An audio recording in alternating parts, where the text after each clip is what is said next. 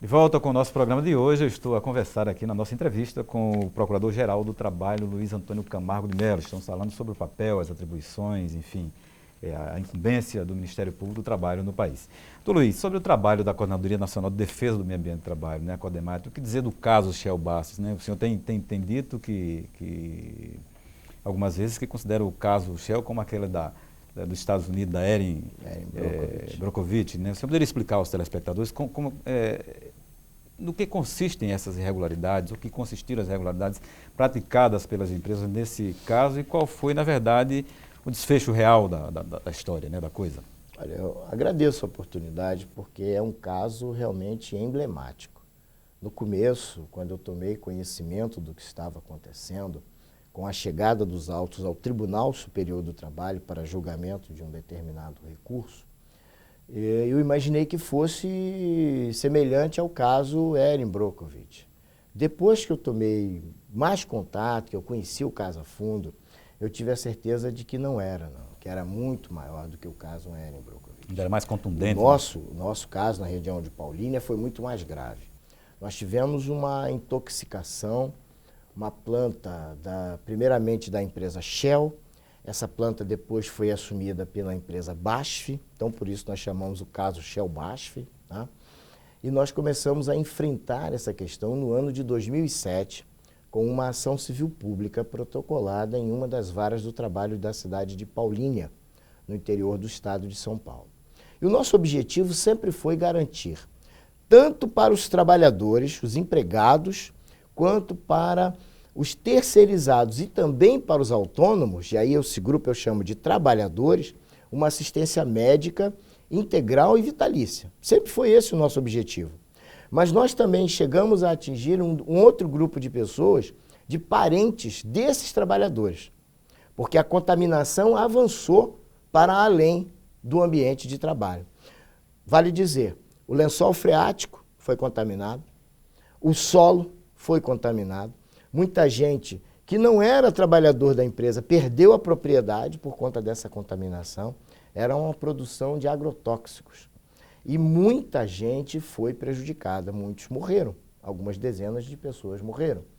E nós conseguimos, ao final, já no âmbito do Tribunal Superior do Trabalho, em uma negociação intensa que durou algumas semanas, nós conseguimos uma composição em que o mais importante foi a garantia da assistência médica e odontológica. Veja que não estava na sentença de primeiro grau, não determinou essa assistência odontológica, nós conseguimos na composição. Uma assistência médica e odontológica, integral, vitalícia e sem discussão do nexo causal, para mais de 1.000 pessoas. Para nós, esse foi o grande ganho dessa ação. As pessoas estão sendo tratadas dos malefícios que foram causados pelo empreendimento industrial. E mais, nós conseguimos quase 180 milhões de reais de indenizações por dano moral individual e por dano material para essas mesmas pessoas. E 200 milhões de reais de indenização por dano moral coletivo, e esse valor vai ser totalmente aplicado em benefício daquela comunidade que foi agredida. Eu tenho esse caso como emblemático, não só no âmbito do Ministério Público do Trabalho, mas no âmbito do Judiciário brasileiro. É um parâmetro, é um divisor de águas, eu tenho certeza disso.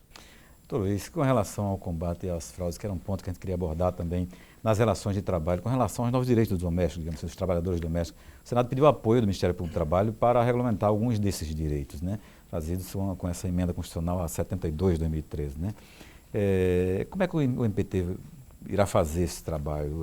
O senhor acha que as mudanças trazidas com a emenda pode provocar um aumento dos casos, nos casos de fraude nas relações de trabalho ou não? É muito oportuno abordar esse ponto, porque ele está em voga.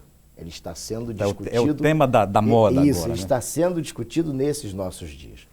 Primeiro aspecto que eu gostaria de considerar. Foi um avanço. A emenda constitucional agora não é mais PEC, ela já foi aprovada. Já foi aprovada, exatamente. Então agora é uma emenda constitucional. A emenda constitucional, do meu ponto de vista, estabelece uma ruptura com o que nós conhecemos e a sociologia, e a antropologia e a história nos trazem, que é aquela ideia da Casa Grande e da senzala. Rompe com isso. Aquela ideia de que a pessoa que trabalha na sua casa é sua escrava e não tem direito a nada. Não é assim, não pode ser assim, nós estamos dando um passo à frente. Isso é fantástico de ser observado, precisa ser registrado, porque é um avanço, né? Por outro lado, vejam, não se pode deixar de observar a situação do empregador doméstico. O empregador doméstico não é uma empresa.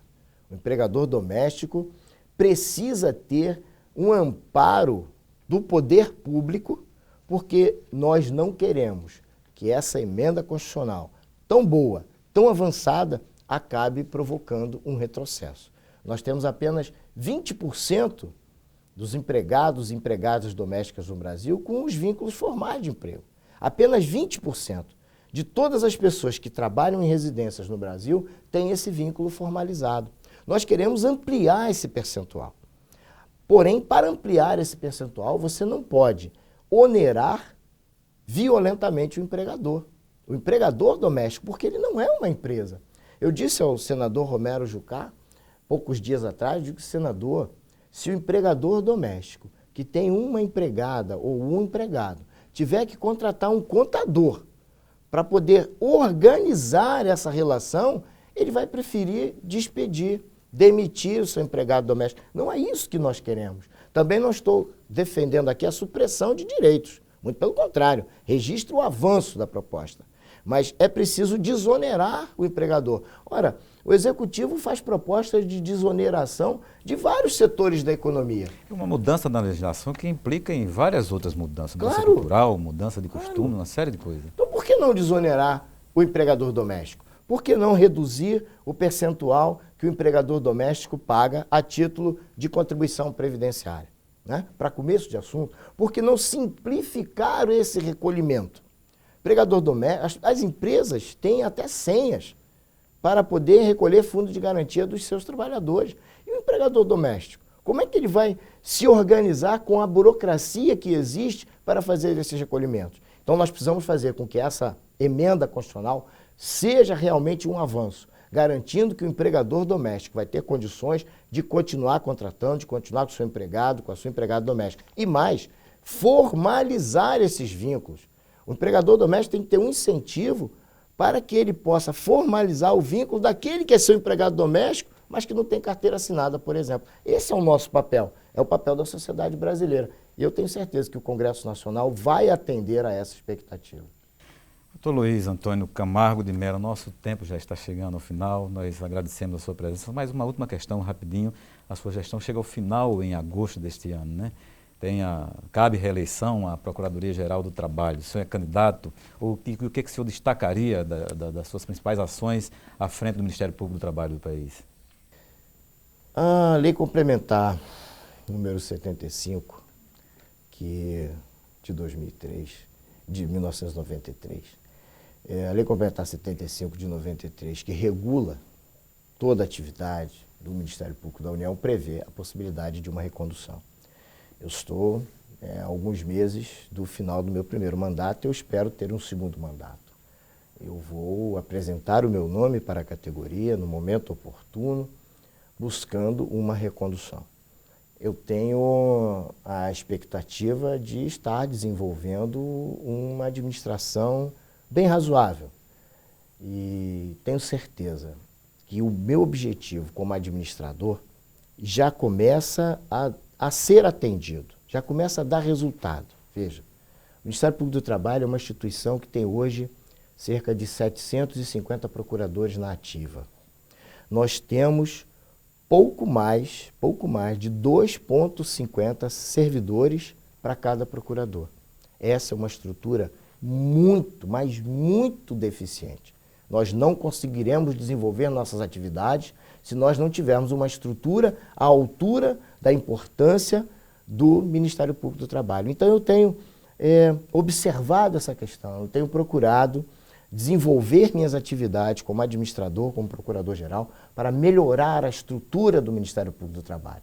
E nós estamos conseguindo esse ano, nesse ano de 2013, Nós já estamos conseguindo melhorar essa estrutura e teremos, inclusive, nomeação de servidores logo agora no início do segundo semestre deste ano. Nós estamos trabalhando para que todas as procuradorias tenham sede própria. E veja, somos do Ministério Público. Queremos uma sede confortável, moderna, mas nada de luxo. Nada que venha a agredir a sociedade. E é assim que nós estamos construindo as nossas sedes. Tanto as sedes das Procuradorias Regionais do Trabalho, quanto as sedes das Procuradorias do Trabalho nos municípios. E um terceiro ponto para garantir essa estrutura é equipamento. Hoje não se trabalha sem equipamento. O nosso mundo hoje é digital.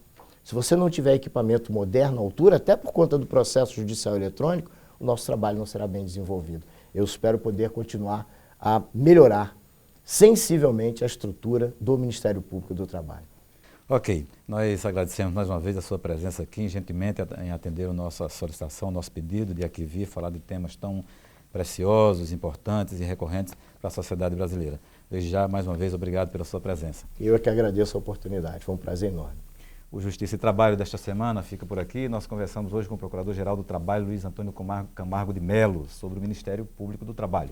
Contatos com a nossa produção podem ser obtidos pelo telefone 84 4006 3081 ou pelo e-mail ascom@trt21.jus.br. Obrigado pela sua companhia e a gente se encontra no nosso próximo programa. Até lá!